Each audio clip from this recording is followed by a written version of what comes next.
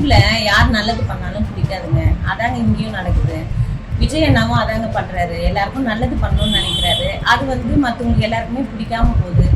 பசங்களுக்கு ஒரு அவார்டு கொடுத்துட்டு மாணவ மாணவிகளுக்கு ஒரு அவார்டு கொடுத்துட்டு ஒரு பெரிய விஷயம். அந்த பெரிய விஷயத்த அவர் பண்றாரு. அவர் பண்றவரை எல்லாரும் இவ்வளோ கொச்சையா பேசுறாங்க. அவர் ஒரு ஒரு பெண்களையும் ஒரு தங்கச்சியா ஒரு அக்காவா அப்படித்தான் நினைச்சு அவர் பேசுறாரு. அந்த ஸ்டேஜ் ஏறுற ஒரு ஒரு பெண்களையும் அக்கா தங்கச்சி மாதிரியும் அண்ணன் தம்பி மாதிரியும் தான் நினைச்சு அவர் பேசுறாரு. அவர் கூட இருந்து அந்த ஸ்டேஜில் போய் ஒரு அவார்டை வாங்கி பார்க்கும்போது தாங்க தெரியும் விஜய் அண்ணனுடைய பண்பையும் மரியாதையும். அந்த மரியாதை தெரியாதவங்க தான் அவரை பத்தி தப்பா பேசுறாங்க, அசிங்கமா பேசுறாங்க. இதை திமுக கைக்கூலியான வேல்முருகனை வன்மையாக கண்டிக்கிறோம். ஒரு எம்எல்ஏ சீட்டுக்காக இவரு இவ்வளோ அசிங்கமா பேசியிருக்கிறாரு. அவரை நாங்கள் வன்மையாக கண்டிக்கிறோம். வேல்முருகன் அவர்கள் பேசின பேச்சுக்கு கண்டிப்பாக எங்கள் தளபதியிடம் மன்னிப்பு கேட்க வேண்டும். அப்படி மன்னிப்பு கேட்காவிட்டால் நாங்கள் தர்ணா போராட்டத்திற்காக ஈடுபடுவோம். இது அவர் பேசின பேச்சு ஒட்டுமொத்த பெண் குழந்தைகளையும் தவறாக பேசிய ஒரு பேச்சு. இதற்கு அவர் கண்டிப்பாக பதில் சொல்லி தலை குனிந்து எங்கள் தளபதியிடம் மன்னிப்பு கேட்க வேண்டும். பெண்களுக்கு பாதுகாப்பு இருக்கும் என்பதை அவரிடம்தான் நாங்கள் ஒரு தந்தை மகள் என்ற உறவையே அவர் கொச்சைப்படுத்தி இருக்கிறார். இதற்கு என்ன முடிவு சொல்லுங்க? இப்படி அவதூறான பேச்சு எதனால்? உங்களால் பாராட்ட முடியவில்லை என்றால் விட்டு விடுங்கள். அதற்காக எங்கள் தளபதியை தவறாக கூறும் பேச்சை தலை குனிந்து மன்னிப்பு கேளுங்கள். திரு வேல்முருகன் அவர்களுக்கு வணக்கம். உங்களுக்கு முதல்ல வணக்கம் சொல்கிறதே நான் கேவலமாக நினைக்கிறேன்.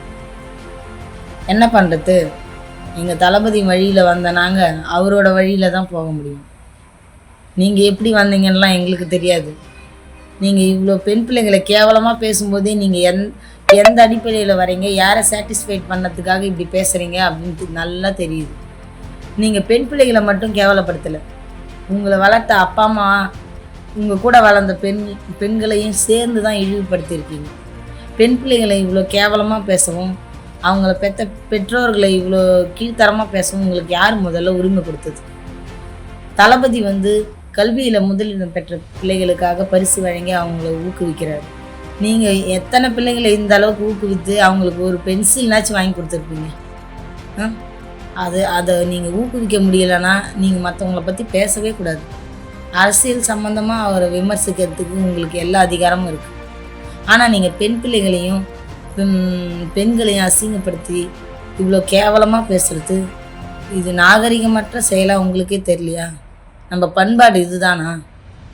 ஒரு அண்ணான்ற வார்த்தைக்கு அர்த்தம் தெரியாமல் நீங்களாம் எப்படி நீங்கள் ஒரு அப்பாவாக இருக்கிறீங்க, ஒரு அண்ணனாக இருக்கிறீங்க? உங்கள் கூட பிறந்த பெண் பிள்ளைகளை பெற்றிருப்பாங்க. அந்த குழந்தைங்களுக்கு நீங்கள் எந்த அளவில் பாடம் சொல்கிற மாதிரி நடந்துக்கிறீங்க பாருங்கள். பெண்களை பெற்றவங்களையும் இவ்வளோ கேவலமாக நடத்துகிறீங்க. நீங்களும் ஒரு பெண்ணோட வயிற்றுல இருந்தால் பிறந்திருக்கீங்க, ஒரு பெண் கூட தான் பிறந்திருப்பீங்க.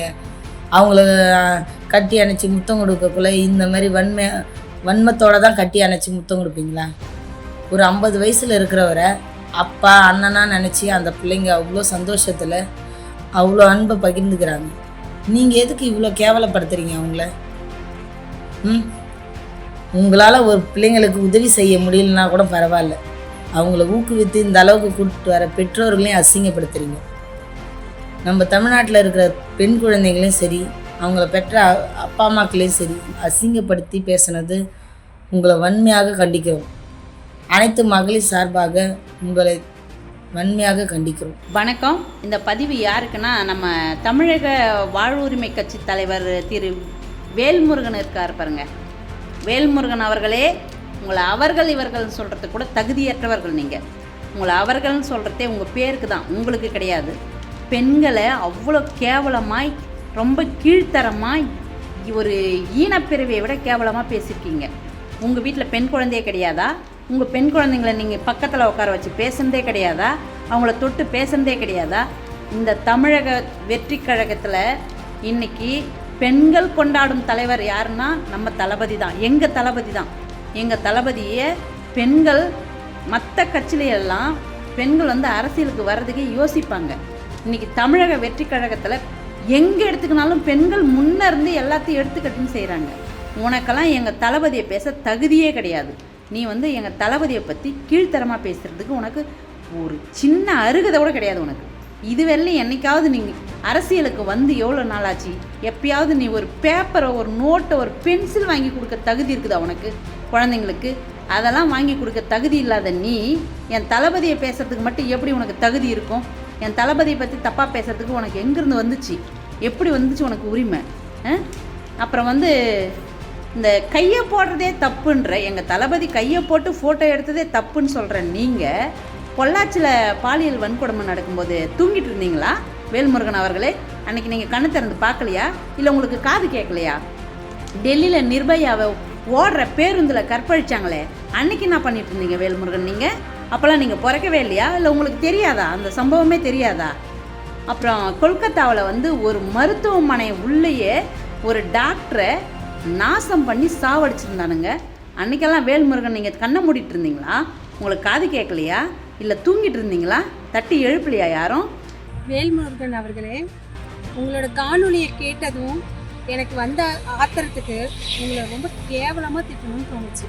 ஆனால் பொதுவெளி நாகரிகன்னு ஒன்று இருக்குல்ல, அதனால தான் நான் கண்ட்ரோல் பண்ணிவிட்டு ரொம்ப பொறுமையாக பேசுகிறேன். உங்களுக்கு அந்த காணொலியை நீங்கள் முதல்ல பார்த்தீங்களா? அதில் பார்க்குறப்போ எங்களுக்கு தோன்ற விஷயம் என்னென்னா, உங்களுக்கு உங்கள் வீட்டில் அம்மாவோ இல்லை தங்கச்சோ ஒரு பெண்ணோ இருந்தால் கண்டிப்பாக பாதுகாப்பாக இருக்க மாட்டாங்கங்கிறது உங்கள் பேச்சிலேருந்து தெரிஞ்சிருச்சு. நீங்கள் அவ்வளோ கேவலமான ஆள் அப்படிங்கிறத எவ்வளோ ஈஸியாக எல்லா மக்களுக்கு புரிய வச்சுருக்கீங்க. விஜய் அண்ணா பரிசு கொடுத்தாங்கன்னு சொன்னீங்கல்ல, அந்த பரிசு வந்து அவர் 3 வருஷமாக இந்த பரிசு வழங்கிட்டு இருக்காரு. இதுக்காகவே தன்னை தயார்படுத்திக்கிட்டு இந்த பரிசை வாங்கணும்னு எத்தனையோ மாணவர்கள் நான் முதலிடம் வரணும், விஜய் அண்ணா கையில் பரிசு வாங்கணும்னு அந்த இடத்துல நின்றுருக்காங்க. அங்கே வந்து நின்று ஒவ்வொருத்தவங்களோட முகத்துலையும் தான் அண்ணா, தான் அப்பா அப்படிங்கிற ஒரு உணர்வோடு வந்திருக்காங்க அப்படிங்கிறத அந்த வீடியோ பார்க்குறப்பவே தெரியாத ஒரு ஆள், புரியாத ஒருத்தவங்களுக்கு கூட புரிஞ்சிருக்கு. நீங்கள் இத்தனை வருஷமாக அரசியலில் என்னத்தை கிழிச்சிங்கன்னு தெரியல.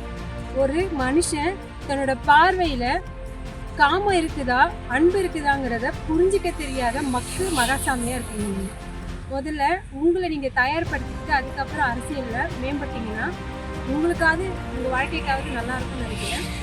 இனிமேல் இந்த மாதிரி பெண்களை பேசுகிறத, இழிவாக பேசுகிறத தயவு செய்து நிப்பாட்டிக்கோங்க. நீங்கள் பொது வெளியில் கண்டிப்பாக எங்கள் அண்ணக்கிட்ட மன்னிப்பு கேட்கணும். மன்னிப்பு கேட்கலன்னா ஒவ்வொரு பெண்களும் அவங்க வீட்டில் இருக்கிற எதையாவது ஒன்று கொண்டு வந்து உங்கள் வீட்டில் வீசி அடிப்பாங்க. ஞாபகம் வச்சுக்கோங்க.